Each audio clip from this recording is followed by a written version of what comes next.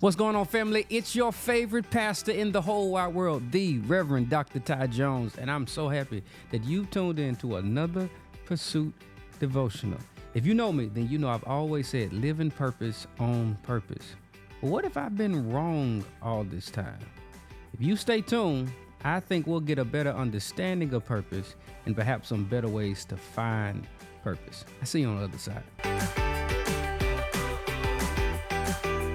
You know, purpose is almost a buzzword nowadays. As a matter of fact, I was having a conversation with a friend of mine specifically around purpose, and not specifically around purpose, specifically around what are some topics that young adults love, especially in church. And you know, if you've ever worked in church for 5 minutes, young adults love to talk about relationships. And one thing I'm discovering is purpose. Everyone seems to be in search for purpose. Everybody seems to be trying to find their purpose. But what if you and I are getting it wrong? I want you to check out this clip of a podcast I was listening to between Newport and Ali Abdaal. Check this out. Did the book. So I look in the question. The first answer that comes up everywhere back then, at least, was follow your passion, right? So I look into that, like, okay, so why do we think this is true? The whole thing is nonsense, right? We think this is some wisdom that, Plato wrote about, and then, Thomas Aquinas then talked about, and the founding fathers, and it's this old piece of advice. No, if you go back and look at the etymology, the phrase follow your passion is from the early 1990s. Oh, wow. Okay. It's like a very new idea, right? This was not the way we thought about careers. I was the first generation because I went through school in the 90s, graduated, went to college at like 2000, right? I was the first generation to be told this. So it's not ancient advice, right? In fact, ancient advice is much more different about how to actually build a life of meaning or do work of meaning, right? So the advice was new. So I looked at it a little further. Do we have scientific evidence that says, yeah, when you match a pre-existing inclination with your occupation, you're happier? No, none of that research exists. What does exist, if you study the research literature on job satisfaction, is way more general traits. Like, do I have autonomy? Do I have a sense of mastery in my work? Am I connected to other people in my work? Do I feel like my work is important? And none of these have to do with matching your job to a really specific passion. So then I said, okay, why is everyone giving this advice? And so I started tracking down the backstories of famous people who had famously said, follow your passion.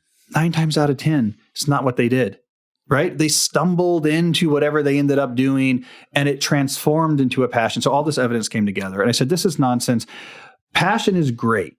You don't start with it. You're probably not wired for a particular job that happens to exist in the 21st century knowledge economy. There's probably not a gene that you inherited that said you were meant to be a brand manager for like an athletic apparel company based out of whatever, right?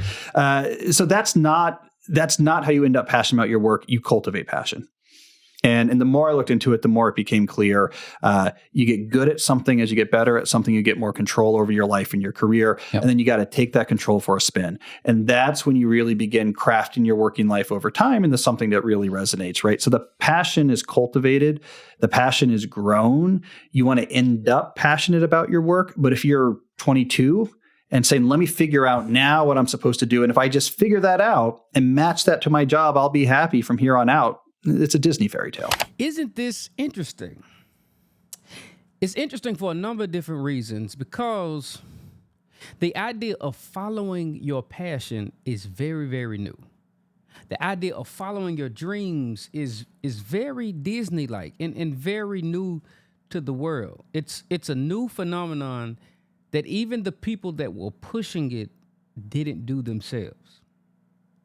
And so, because the people that didn't do it themselves push it so much, it's almost to some degree very hypocritical for them to push it onto us and they didn't do it themselves.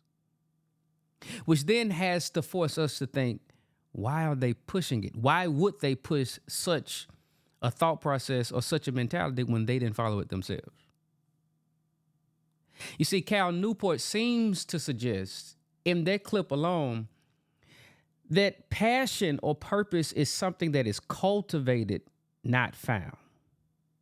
That you and I find purpose when we're in the mindset or understand the reality of cultivating a gift rather than finding this purpose. But that's not the only clip that I want you to look at. Take a look at this podcast conversation between Megan Ashley and Dr. Eric Mason. But what do you think this obsession is with purpose, and why are we why are they miscommunicating what purpose really is? Yeah, I mean, fundamentally, I think that, it was a book I read when I was in undergrad called The Search for Significance. And another way that I got it fleshed out for me was through, again, one of my mentors, Dr. Ellis, where he says, we ask ourselves 3 questions: significance, dignity, identity. What is my purpose? What is my value? And what is my purpose? What is my value? And dignity, and who am I? We ask those 3 questions. And so, there's nothing wrong with significance. It's nothing wrong with wanting to have a life of purpose, because God made us that way. He made us purpose-driven people, but purpose towards his decrees, not our personal assignments. There's nothing wrong with wanting significance, but any ambition that's personally driven is what? Earthly, unspiritual, and demonic. And guess what happens? For where there is envy and selfish ambition, there is disorder in every evil practice. And so you'll just go places. And so when we go back to this idea of purpose is already written in scripture. What's our purpose? To make disciples. To go into the nations. Single people to, honor God in your singleness. Married people, honor God in your marriage. Parents, raise your children in the fear and admonition of the Lord. That's our purpose. To preach the gospel to the manifold wisdom to the rulers and authorities. That's our purpose. Our purpose isn't being an entrepreneur. That's not your purpose. That's a vocation. That can be an assignment to funnel through the purpose of God. There's different. Because I think the danger with that is that if we don't make this our purpose, right? Because basically it's just be obedient. Your purpose is to be obedient. Right. Because he said, go do this, go do that, go be obedient. That's your purpose. If we try to not make that our purpose, and we try to boil down, my purpose is to be an entrepreneur, but then I feel like you box God in and you shut him out. Because what if he tells you to stop being an entrepreneur? Dr. Mason is someone that I have been following for quite some time now.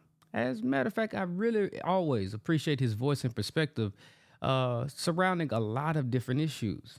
And I love Megan Ashley. As a matter of fact, for Women's Month, I had Megan Ashley. We invited her to Kaya, and she did a phenomenal job with our ladies and spoken to their lives and poured into them. And I'm really appreciating her podcast in totality and the way that she is unapologetic about the fact that she is a Christian woman. I love it. And I really appreciate her boldness in speaking in today's issues in her own life from a Christian perspective and a Christian worldview. However, I think in the conversation, they raised something that is very, very important. I think they raised something very, very important surrounding purpose, because what they both seem to suggest is that purpose cannot be selfish. That in today's time, I think if we take the 2 clips and add them together, Cal Newport and Ali Abdaal seem to suggest that, hey, there has been this thought process that we go and find purpose rather than cultivate purpose, right? And to follow our passions is a new concept. But then Eric Mason and Megan Ashley also pushed this thought process, or seem to be bringing something else to the conversation, where they're saying, basically, your purpose isn't about you. I once preached this sermon from Jeremiah chapter 1, and I may upload that later. I preached a sermon from Jeremiah chapter 1, and one of the working definitions I had personally pertaining to purpose from that passage is that purpose is the divine mandate upon your life for you to pour out to others. I'm gonna try it again. If you need a working definition of purpose, it may not be perfect. I'm still working through it. Purpose is the divine mandate upon your life to which God has blessed you to pour out to others, right? Essentially, some of us struggle finding purpose because we're not thinking about purpose along the lines of pouring out to other people, right?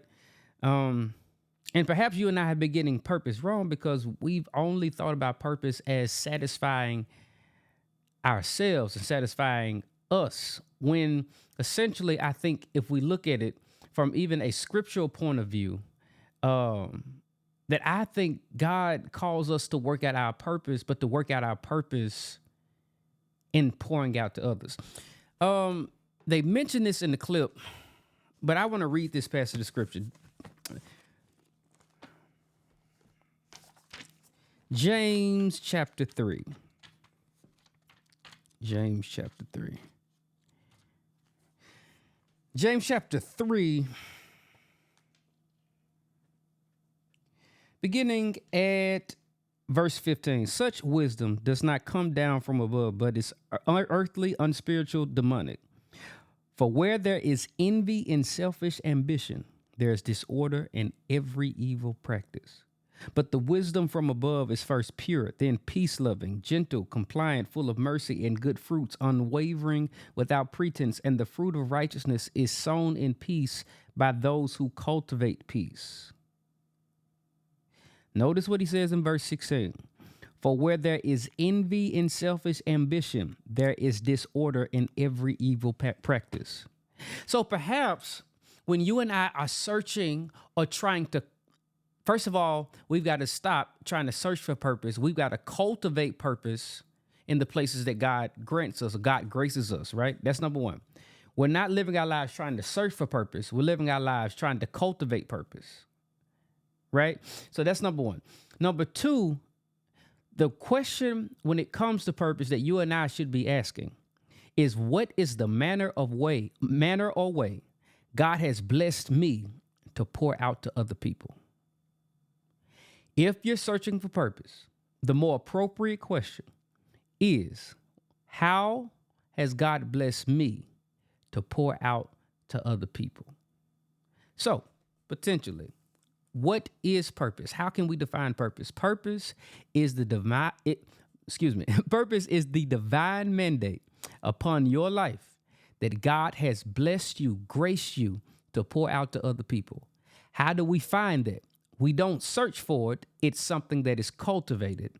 And then secondly, one of the parameters we got to always walk within is the fact that purpose is not about us. It's about other people. How can we serve other people? And that's where I believe that we find purpose. As Dr. Eric Mason brings up the Westminster Catechism that I appreciate so much, that says, what is the goal of man? The Westminster Catechism says that the chief goal and end of man is to glorify God and enjoy him forever. Maybe that's how we should approach purpose. And I think you'll find it there. I love you. And as I always say, live in purpose, on purpose. I'll see you next time around. Peace.